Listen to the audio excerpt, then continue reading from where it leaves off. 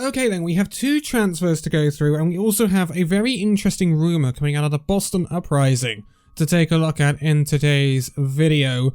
And we are still plugging away at the Overwatch League. It's funnily enough. You know, there is other content coming, believe me.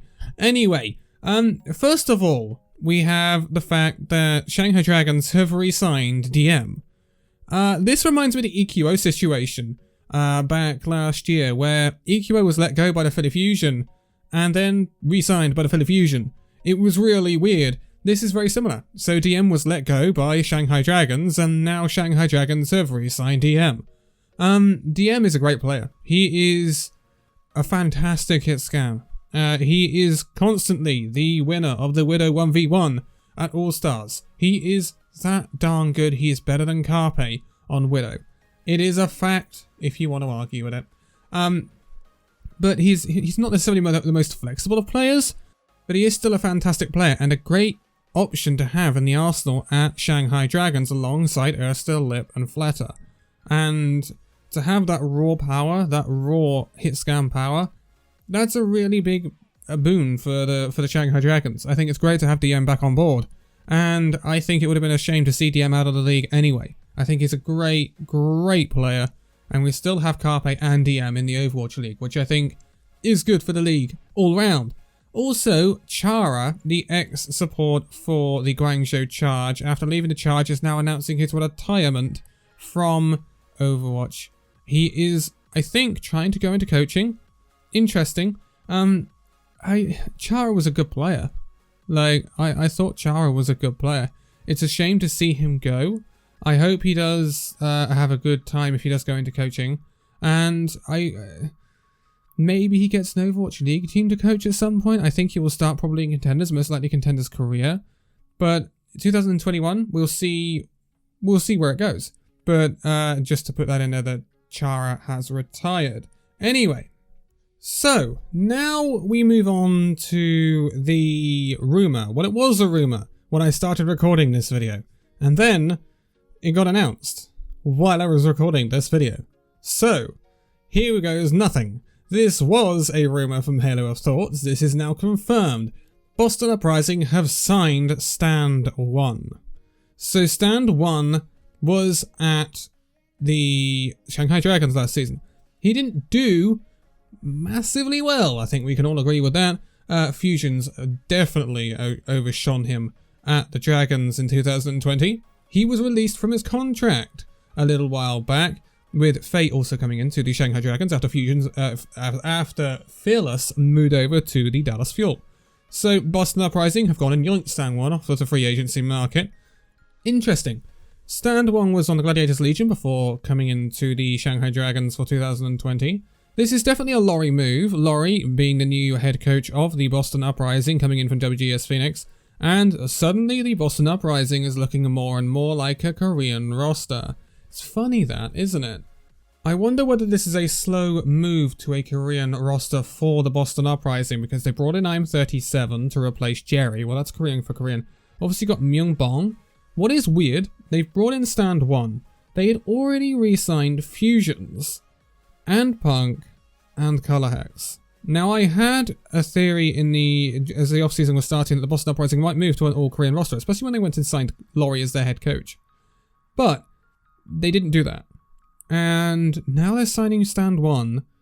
So they're going to have 2 main tanks, which, to be quite honest, some teams like to do, some teams don't. San Francisco Shock, for example, they have Super and they have Smurf. Some teams like to stick to 1 main tank, and 1 main tank only. For the Fusion are an example of that. They had Sado last year, and now they have Mano.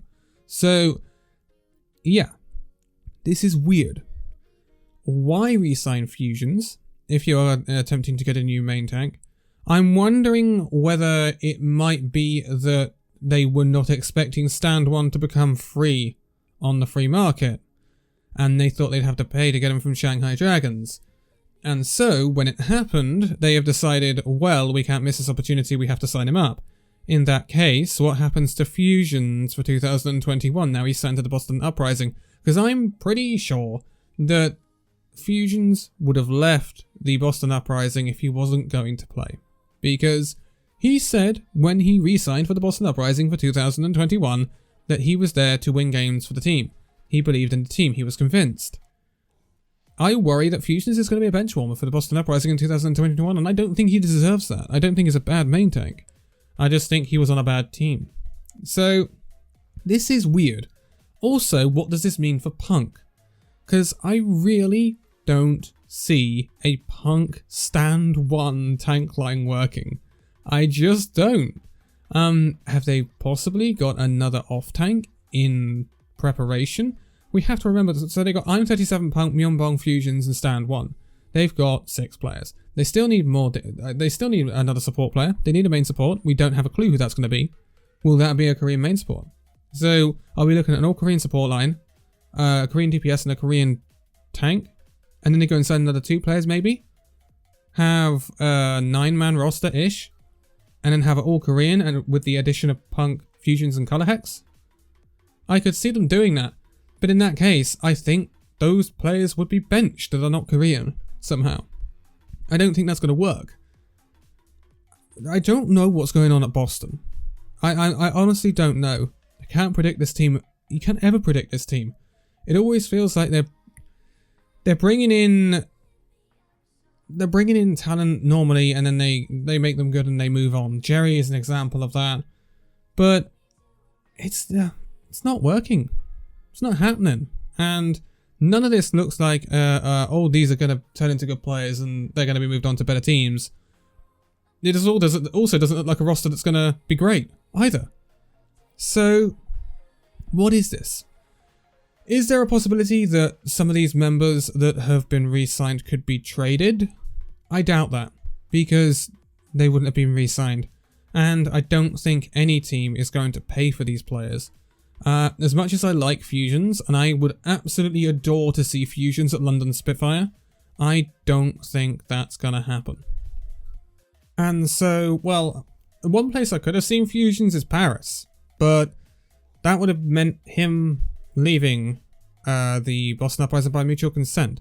Maybe there is the opportunity for him to still do that. Again, we don't know the structure of these contracts, so again, we remain to see, but I don't like it from a Fusions perspective. I think this is not good. Again, this could be the Boston Uprising signing STAND1 as a backup to Fusions, but I don't see that either somehow. I just think it's weird. It's just weird. It's just weird. That's all I can say about this one. We will see what happens with the Boston Uprising. They still don't have a main support. Maybe they get Sanguinar from London Spitfire. That would be a good pickup. Sanguinar Myeonbong. I'd like that support line. But I'm still not convinced about Boston. I'm never convinced about Boston. I thought they would go all Korean. I thought they might even sign a few of the WGS Phoenix lads over from Korea as they got Laurie.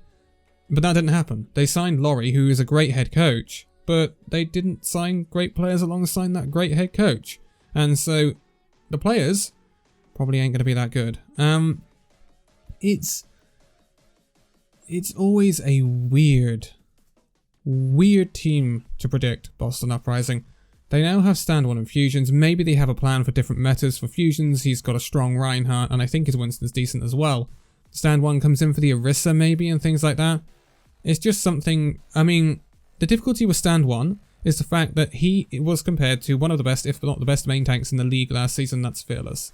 Fearless, he was unmatched on some things, like his Winston was just goated last season, and he played a lot of Orisa. His Orisa was fantastic. So we are setting a very high bar for STAND1.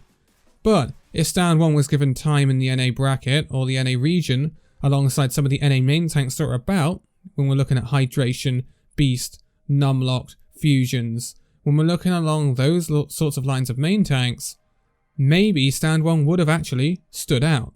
So he would have been probably middle of the pack, because he's nowhere near the level of Smurf or anyone like that, or Sado, but he might have stood out much more than we expected.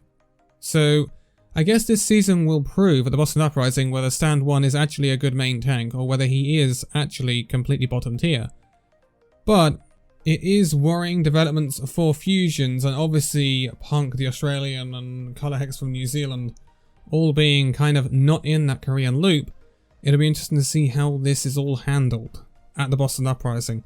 Again, if they do get an all-Korean roster and STAND1 does well, this is an opportunity for Boston Uprising to not finish bottom of the league. There is a team called Paris Eternal that exists that are completely cash-strapped. So there is opportunities for Boston to get something done here. And maybe they have seen that and are now taking their chance. It'll be interesting to see what happens, but I'm going to leave it here for this one. So, thank you guys so much for this video. If you'd like to give a like, subscribe if you're new, and I'll see you in the next video. See you then.